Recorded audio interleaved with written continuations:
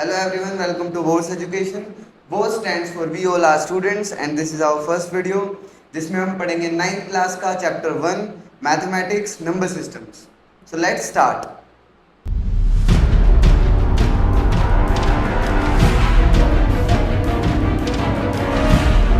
Hello audience, तो चलिए start करते हैं हमारा चैप्टर फर्स्ट नंबर सिस्टम्स. तो नंबर सिस्टम्स पढ़ने से पहले हम ये जानेंगे कि हमें नंबर सिस्टम्स में कौन से टॉपिक्स कवर करने हैं और कौन से टॉपिक्स हम इस चैप्टर में पढ़ने वाले हैं. तो सबसे पहले हम देखेंगे natural numbers, whole numbers, rational numbers, irrational numbers. उसके बाद हम पढ़ेंगे real numbers and their decimal expansion. Confuse होने की जरूरत नहीं है, धीरे धीरे इन सारे पॉइंट्स को हम क्लियर करते हुए चलेंगे.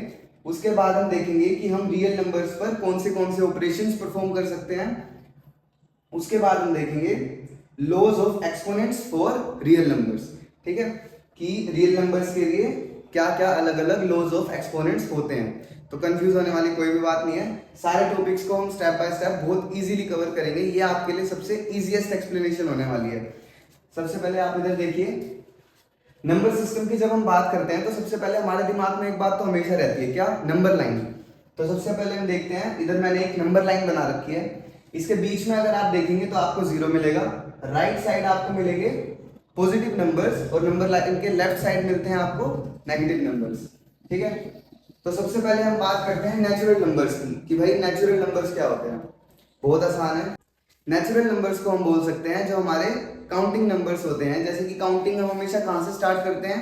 काउंटिंग हमेशा हम 1 से स्टार्ट करते हैं. 1 2 3 4 5 है ना, हमेशा हम ऐसे काउंटिंग करते हैं. कभी भी हम 0 से काउंटिंग स्टार्ट तो करते हैं नहीं. इसलिए नेचुरल नंबर्स को हम क्या बोल सकते हैं? सीधा सीधा वो हमारे काउंटिंग नंबर्स होते हैं. 1 2 3 4 इस तरीके से. ठीक है, और नेचुरल नंबर्स को हम किससे रिप्रेजेंट करते हैं? नेचुरल नंबर्स को n से रिप्रेजेंट किया जाता है. उसके बाद हम देखते हैं whole numbers.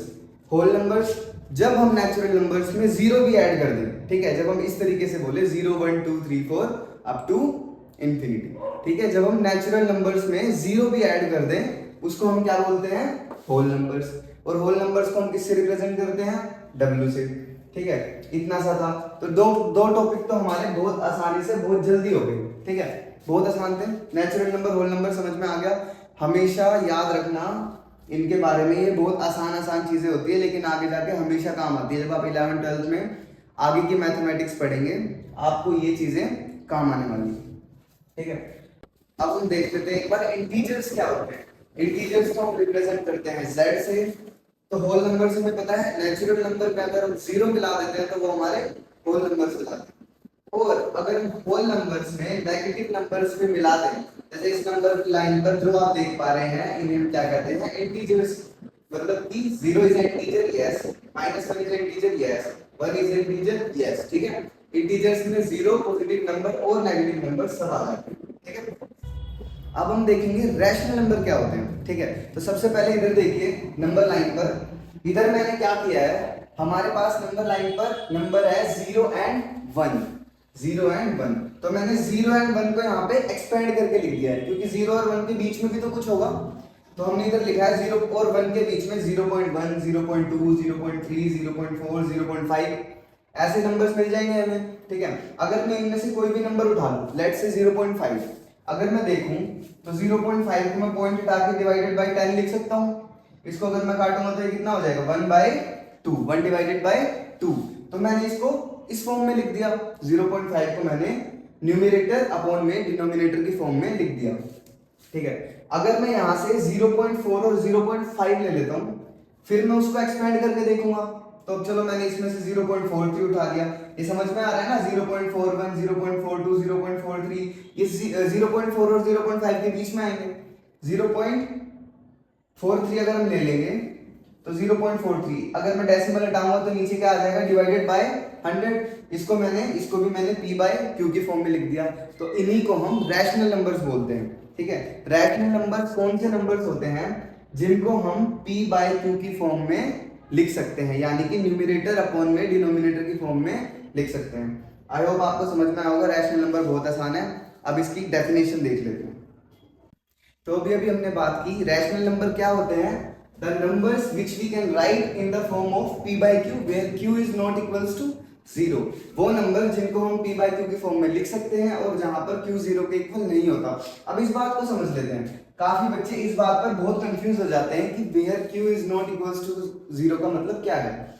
Suppose I am writing a number 10/3, ठीक है, यहाँ पे मैंने 10/3 लिखा है और ये जो नीचे लिखा हुआ है ये q है, ऊपर वाला p है, तो जो डिनोमिनेटर है हमारा वो कभी भी जीरो नहीं होना चाहिए। डिनोमिनेटर जीरो क्यों नहीं होना चाहिए? अगर मैं लिख देता हूं 1 डिवाइडेड बाय 0 या 2 डिवाइडेड बाय 0 या 3 डिवाइडेड बाय 0, ये वैल्यू मैथमेटिक्स में नॉट डिफाइंड है। This is not defined, not defined. तो आइए अब हम कुछ रैशनल नंबर्स को नोटिस करते हैं, ठीक है।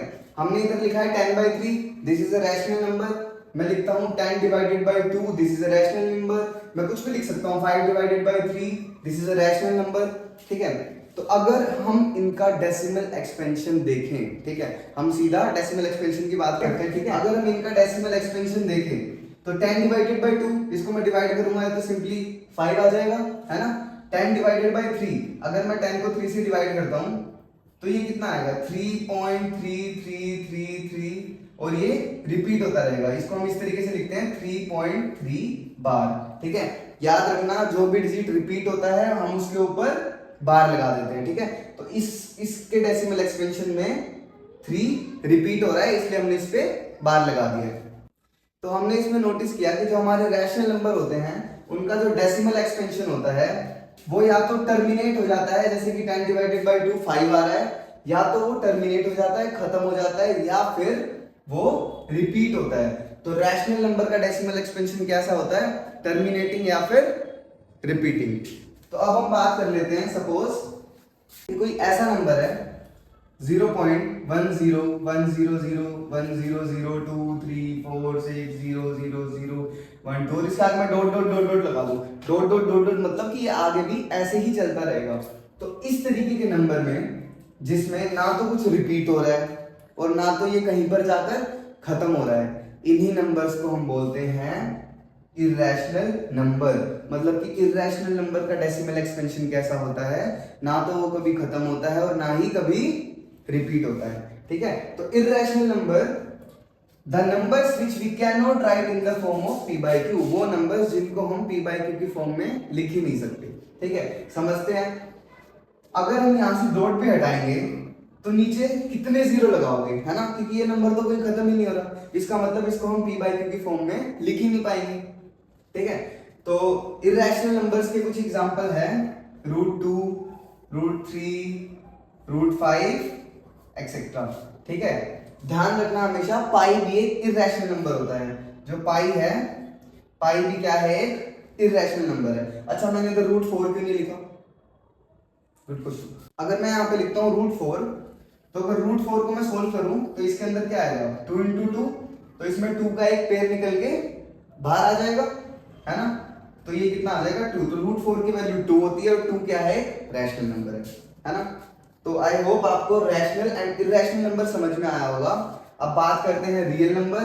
तो इन्हीं को, जब रैशनल नंबर और इर्रेशनल नंबर को हम मिला देते हैं तो उन नंबर्स को हम क्या बोलते हैं? Real numbers. इससे हमें क्या पता चलता है? याद रखना, नोट कर लेना कि every point on a number line represent a real number. Number line के ऊपर जितने भी पॉइंट्स होते हैं, जितने भी, कहीं पर भी कितना भी एक्सपेंड कर लो आप उसको, नंबर लाइन पे जितने भी पॉइंट होंगे वो हर पॉइंट किसको दर्शाएगा? एक रियल नंबर को, एक यूनिक रियल नंबर को। हर पॉइंट का रियल नंबर एक यूनिक रियल नंबर होगा, ठीक है। तो अब हम कर चुके हैं rational number and irrational number and real number and their decimal expansion. लो भाई, आधा चैप्टर तो अभी खत्म हो गया। कितना आसान था ना। Rational number, irrational number, real number और उनका डेसिमल एक्सपेंशन। एक बार नोट कर लेते हैं डेसिमल एक्सपेंशन, राइट। हाँ, तो रैशनल नंबर जिनको हम q से रिप्रेजेंट करते हैं उनका डेसिमल एक्सपेंशन होता है टर्मिनेटिंग और रिपीटिंग। या तो इसका मतलब जब भी हम उनका डेसिमल एक्सपेंशन निकालेंगे या तो वो टर्मिनेट हो जाएगा, कहीं पर जाकर खत्म हो जाएगा, या फिर वो अपने आप को रिपीट करता रहेगा। मैंने आपको अभी एग्जांपल बताया था, जैसे कि इफ आई एम राइटिंग 3.3 बार, तो इसका मतलब है कि इसमें 3.33333 रिपीट होता जा रहा है, ठीक है। और आई एम राइटिंग 1.3 ज्यादा बड़ा पॉइंट होगा 1.127 बार। तो इसका मतलब इसमें 1 to 7 जो है वो रिपीट होता रहेगा। ठीक है, तो आपको समझ में आया होगा डेसिमल एक्सपेंशन। इर्रेशनल नंबर्स का भी मैंने आपको बताया, या तो वो नॉन टर्मिनेटिंग होगा, इसका मतलब कि वो कहीं भी जाके टर्मिनेट नहीं होगा, कहीं पर भी खत्म नहीं होगा, नॉर रिपीटिंग, ना ही वो अपने आप को रिपीट करेगा, ना ही वो रिपीट होगा।